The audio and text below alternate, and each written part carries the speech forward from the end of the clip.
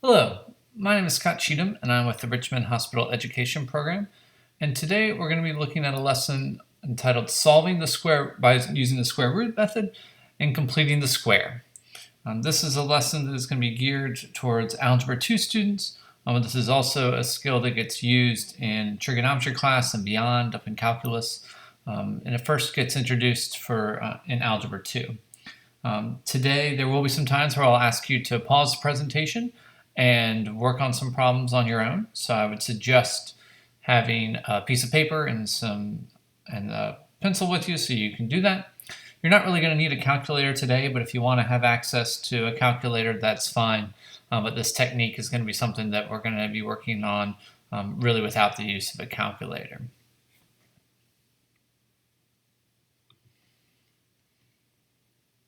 So to talk about what solving by the square root method means, for the most part today, what we're going to be looking at are going to be quadratic equations or quadratic expressions. If we're solving, then we're going to actually be looking at an equation. And this is going to be an equation where we have a quadratic, so a variable squared. And when you are taking the square root of something to find an answer, it's a really important thing to remember that if you are adding a square root to a problem, then you must add the plus or minus symbol. And that's something that's really easy to forget. People oftentimes will see something like x squared equals 9 and they'll say x equals 3. But while that is a correct answer, it's not the entire answer. And so an easy way that I always emphasize to remember it, if through the course of solving an equation, if you are adding a square root to it, then you must use that plus or minus.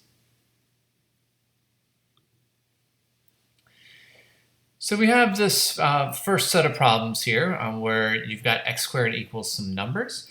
And what we're going to do is I'm going to ask you to give these a try without me kind of talking too much about them. Hopefully they're ones that you'll remember how to reduce. We want to reduce them fully, and we also want to pay attention to that statement in the slide title that we are solving these over complex numbers. So not just real numbers, but complex numbers, meaning we can have some imaginary answers. And we'll talk more about that when that comes up with one of the problems. But so for now, go ahead and pause this presentation and give these ones a try and do your best with them. Don't forget to add that plus or minus in the next step after you add a square root to the problem. And then we'll come back together and talk about the answers.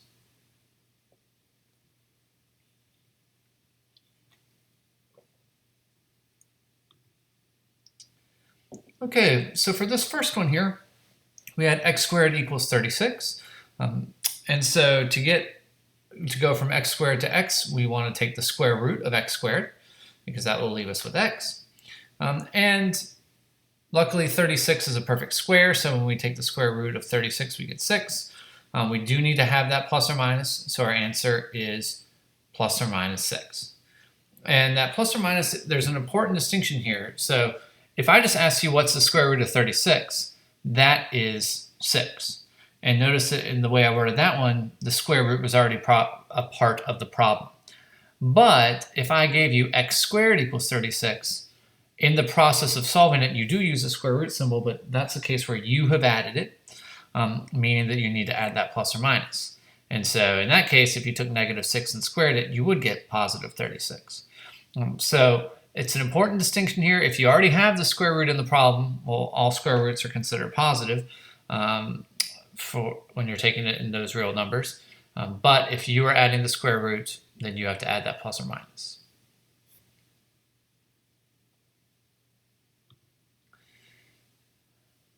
So for number 2 here, we had the quantity of x plus 2 squared equals 9. So when I took the square root there, I ended up with the square root of x plus 2 quantity squared. So that square root and the exponent there cancel, and we're left with just x plus 2. Then we've got the square root of 9. Because I added the square root, I'm going to make that be plus or minus. And the square root of 9 is 3. Now, I'm not done here. And so there's some important ways when you solve this to think about it. I have seen many people, when they get to this point, they say, okay, well, x plus 2 equals plus or minus 3. I'm going to subtract 2 from both sides, and you get x plus 2 equals plus or minus 5. That is incorrect. You don't want to do it that way. What we want to do is we want to think of this. This is actually two different equations that are kind of combined for convenience sake without plus or minus. But let's look at the correct way of thinking about these. So if we have x plus 2 equals plus or minus 3, that's two different equations. That's x plus 2 equals 3 and x plus 2 equals negative 3. And so for that, you end up with x equals negative 5 and x equals 1. So it's not that the answer was plus or minus 5, it's that the answer was minus 5, but then also positive 1. So it's important that you set up those two equations if you ever get to a time where you're having to have that plus or minus there.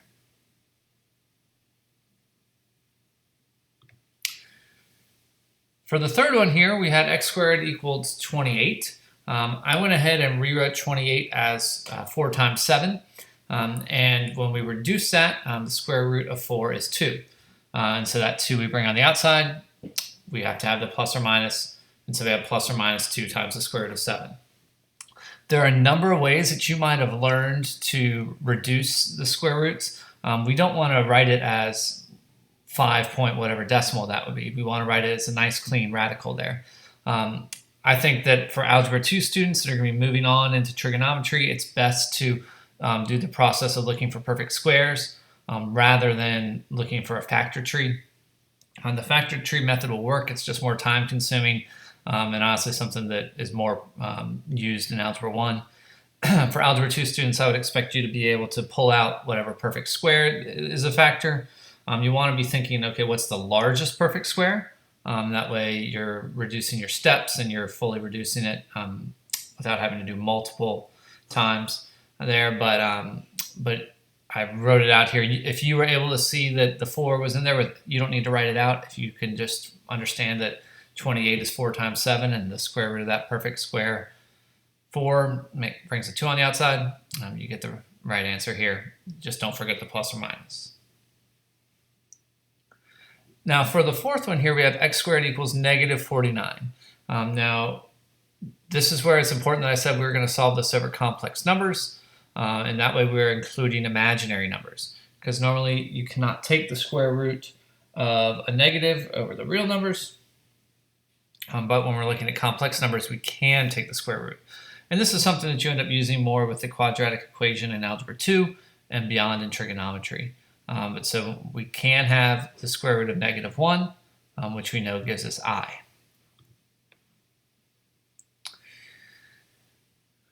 So here we have the square root of x squared, which is going to give us x. We just have to have that plus or minus. 49 is a perfect square, and so when we have the square root of negative 1, that's our I. And then we've got square root of 49, which is 7. So our answer is plus or minus 7i.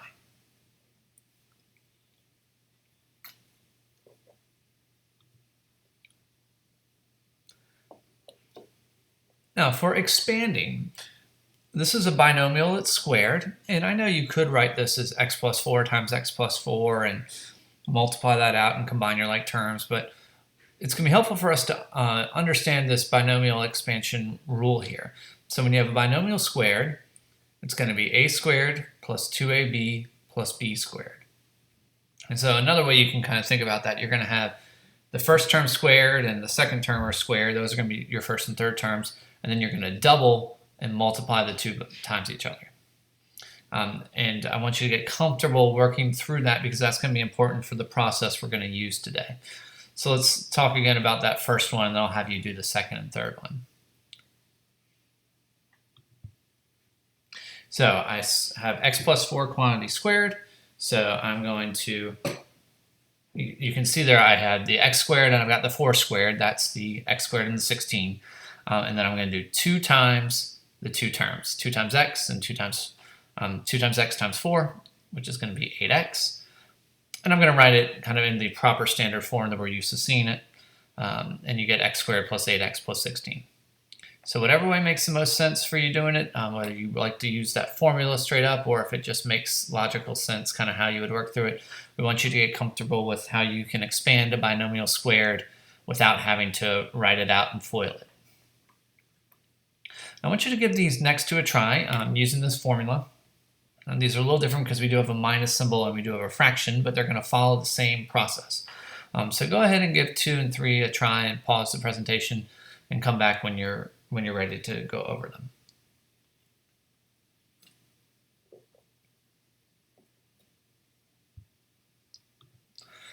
So again, we're going to have the first term squared and the second term squared. That gives us x squared. Negative 5 squared is a positive 25. And then we have 2 times both the terms. So 2 times x times negative 5. That gives us negative 10x. So I do need to have the minus 10x as my middle term. So x squared minus 10x plus 25. Now for this next one, I'm going to have the first term squared, which is x squared. The fraction squared, whenever you're squaring a fraction, you can just think of it as squaring both numbers. So I'm going to square the numerator and the denominator. And that's going to be my outside term. Now when I take x and square it, I got x squared. And when I take 3 halves and square it, I end up with 9 over 4. Now for the middle term, I'm going to do 2 times x times 3 halves. Well, I'm going to leave this in fraction form, and the 2 times x times 3 halves, the 2 in the numerator and denominator would cancel, and we end up with 6x over 2, or just 3x.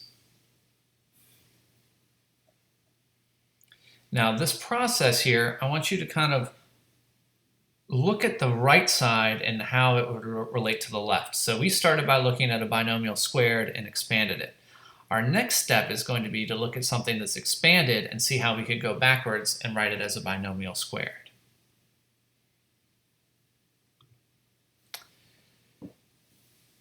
So here, let's say this was a trinomial that came from a binomial that was squared. Meaning we'd had the first term squared, and that second term was squared. Those are our first and third terms, and then we did 2 times a and b, that's the middle term. What would the value of c be that would allow us to have a binomial squared? So just think about that for a second. What would that number be that would allow us to have x plus something quantity squared?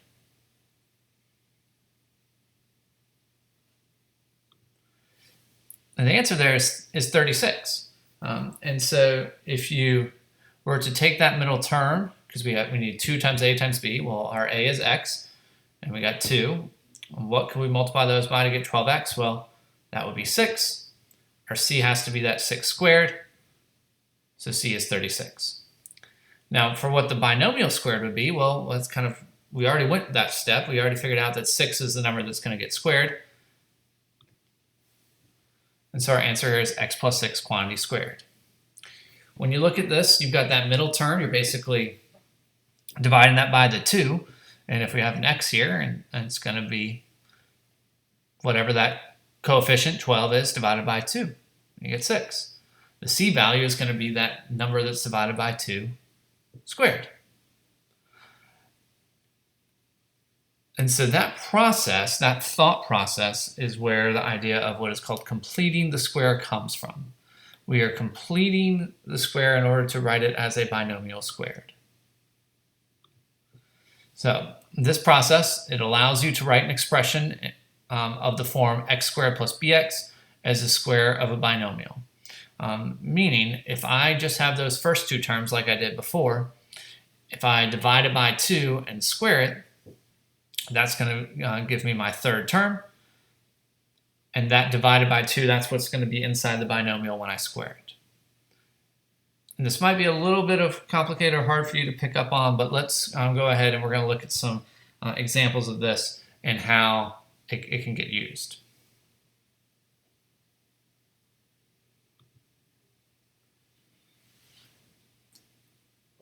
All right, so find the value of c that makes the expression what we call a perfect square trinomial. So one of those ones that could be written as a binomial squared. Then write the expression as a square of a binomial. So I want you to give these a shot. What would you think C would be? What would be that value that if you divide the middle term by 2 and squared it, that's going to be your C. The middle term divided by 2, that's going to be the value inside that binomial squared. So go ahead and give these 3 a try of figuring out what would C be and what would it be squared. We do want to leave it in fraction form. We're not going to use decimals at all with this. So we always want to use fractions, and do be mindful if you have a minus symbol, how that's going to impact it. It doesn't impact it when it's squared because you're squaring a negative and that's going to make it positive, but the negative will remain in the binomial. So go ahead and give these a try and then come back and we'll go over the answers.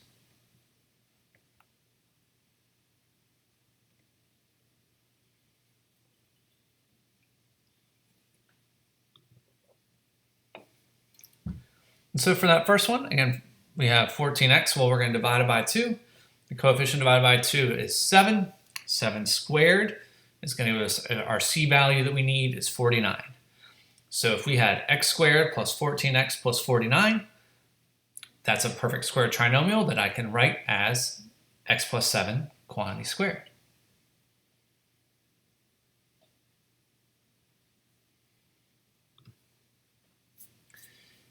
Now for 2, we have negative 6. Well, when you divide that by 2, you get negative 3.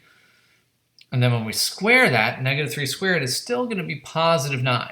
So our C value is going to be positive 9 here. But that middle term divided by 2 is going to be minus 3. So in terms of the way that we write that square of a binomial, you are going to write it as x minus 3 quantity squared.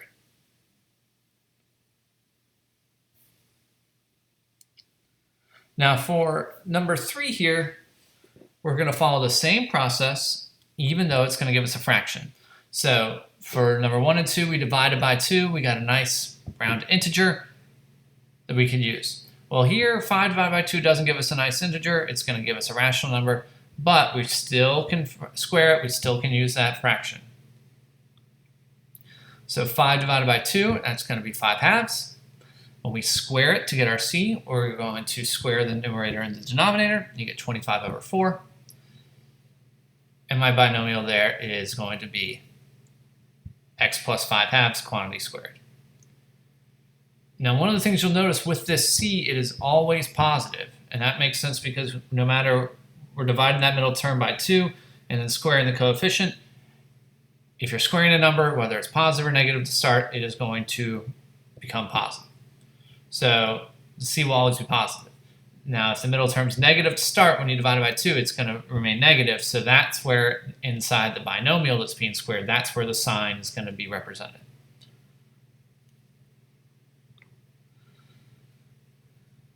So if you didn't write down these formulas, I would write them down again. Hopefully they make a little more sense now. You've got that, that middle term, we're dividing it by 2. That's what goes inside the square of the binomial. And then that middle term divided by 2 squared, that's going to be our C. And just notice if you have a minus symbol, it only gets represented in the square of the binomial.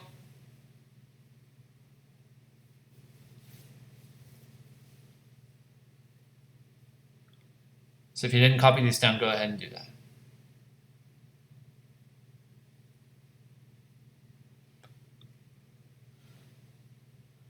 All right, now here we have write the quadratic function with a square of a binomial. So the only difference here is that we have it written in y equals form. We're not going to be doing any solving here. It's just going to, we'll kind of talk about in a little bit why this is valuable when we're looking at functions and especially with graphing. But so what I want to go over with you here, it's an expression. You can almost think of it that way, even though it's written in an equation. We're not going to change the y equals, so we're really just focused on the right here. So I'm going to walk you through this process of how we can write this using a square of a binomial. And so the way we're going to do this is we're going to start by just focusing on the x squared plus 10x. So for this, we're going to have this x squared plus 10x. Forget the 17 right now and pretend like we were at those last steps. What would that value of C be? Again, the way we get c, we divide that 10x, we divide that coefficient by 2 and square it. That's our c.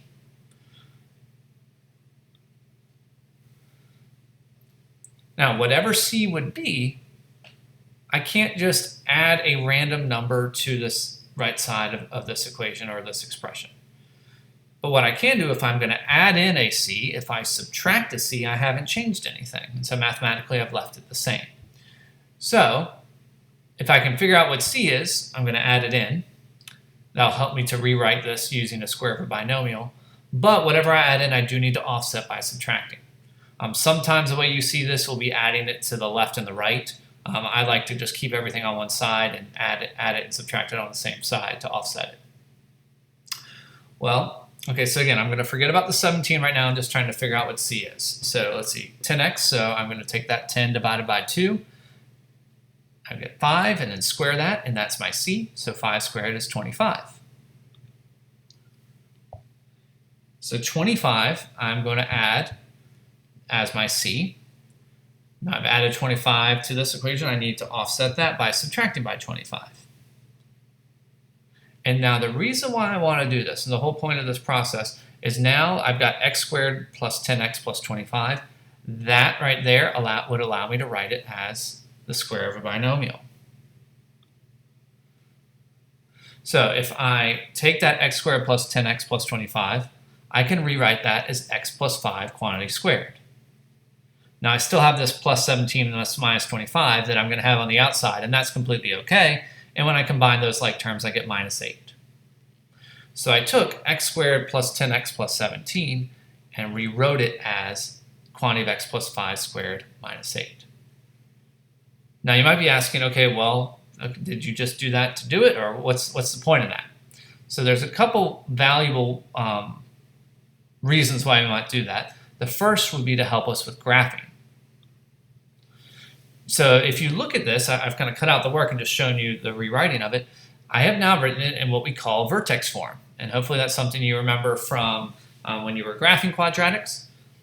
And it's called vertex form because the vertex is given there. The x value is in the parentheses. The y value is the number outside.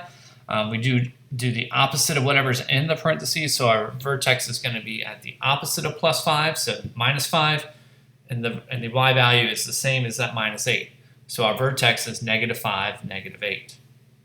And so if you were given this value here, okay, well, y, and says, okay, well, what's the vertex? It's a little tricky to figure out. There's a couple different ways you can do it, but one is if you can complete the square, if you can write it in this form, you've got it now. It's a vertex form where you can say what the vertex is.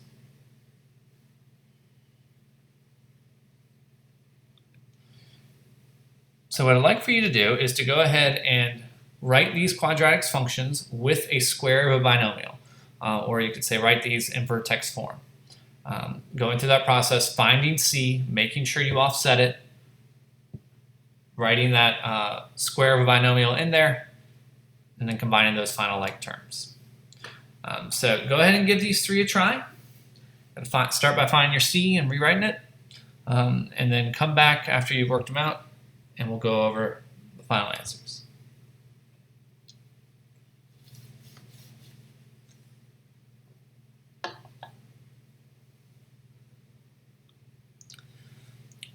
So for this one here, your c, I'm going to take 12 and divide it by 2, I get 6. Square that and I get 36. So my c that I'm going to add in and offset is 36. And when I do that, when I say add 36, I'm also going to need to subtract 36. My square of my binomial is that 12 divided by 2 gives me that x plus 6 quantity squared.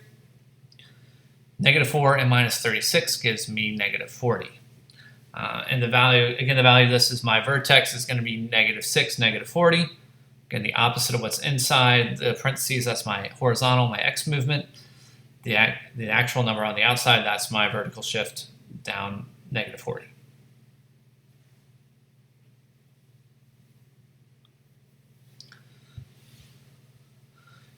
For this one here, the main difference here now is that I have minus 4x. So I do got to remember how that's going to impact my square of the binomial.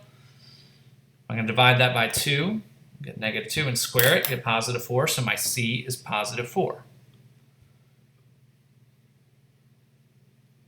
So when I do that, I end up with x minus 2, don't forget the minus, quantity squared.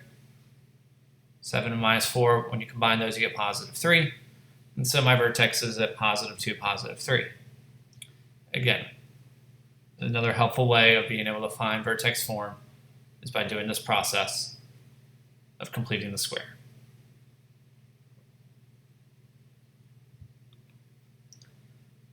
Now this is one where when you divide 3 by 2, you get 3 halves. That's okay. And so we're just going to leave that in fraction form. When you square 3 halves, again, you square the numerator and denominator, you get 9/4. I'm adding 9/4 to that side, so I want to offset it by subtracting 9/4. Again, I want to leave things in fraction form, and definitely I don't want to use any mixed fractions. I want to leave it as improper fractions. And so here you get x plus 3 halves, quantity squared, minus 5/4.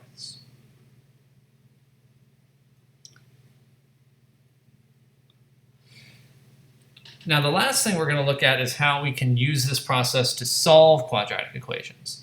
And so rather than graphing them, if I just gave you an equation that had a quadratic in it and asked you to solve it, this might be a way that would be helpful to you. Because up to now, we've come up with factoring, which that is one way of solving it, factoring and solving, setting those binomials equal to 0. Graphing, you can graph and look at for the x-intercepts, zeros. The quadratic formula will always give us the answer, although that can be a little bit cumbersome to do sometimes. And now we're going to also be able to do it by completing the square. And so this process actually we're going to extend this into another video on what to do if your first coefficient is greater than 1. But for here, we're going to look at 2 examples just to kind of close out this lesson on how to solve using completing the square. Just note that these are going to be 2 examples where the a value, that first term there, is 1. So I'm going to walk you through this first example and then give you one to try. So we're going to solve first by completing the square and then using the square root method. So let me show you what that means. So this first process is going to be very similar to what we just did with the y equals. So I'm going to try to find my c and offset it, and then almost write it in the same idea of vertex form. It's just going to equal 0 rather than y. So I take that 10 and divide it by 2 and square it. That's my c, which is 25. I'm going to add that to the left, and so I'm going to offset that by subtracting by 25 on the right. Now, some people, you'll see this in books sometimes, where you'll see plus 25 on the left, and then on the other side of the equal sign, you'll see plus 25. That's another way to do it. That's fine. In terms of solving, I've kept everything on one side. When you combine those terms, you get minus 28. Now, if I want to solve using the square root method, I need to isolate x. So let's look how we can do that. So I move that 28 over, and I'm going to take the square root of both sides. Now I got to think back to the beginning of this lesson. Remember, whenever you take the square root of both sides, I got to add a plus or minus. So you get x plus 5 equals plus or minus 2 times the square root of 7. Well, I'm not going to actually get a value for 2 times the square root of 7 that's going to be helpful for me. It could give me some long irrational number. And so I'm just going to leave that written as it is. I do want to get x by itself, so I'm going to subtract 5. When you do that, you do write it as -5 before the plus or minus. And you'll notice, if you look at that, it looks like a quadratic formula problem.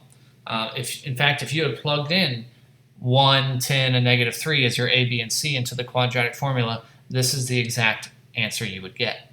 I'll let you decide if you think the quadratic formula is easier or if this makes a little more sense.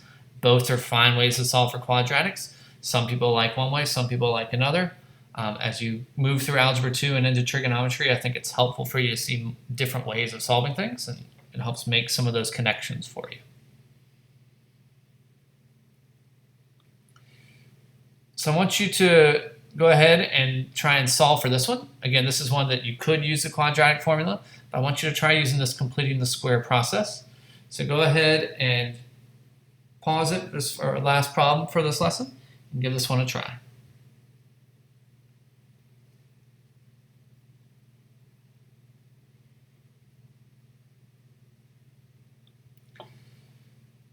All right, so for our 6x, we're going to divide that 6 by 2 and then square it. We get our c value of 9. I'm going to offset that, adding 9 by subtracting 9 on the same side.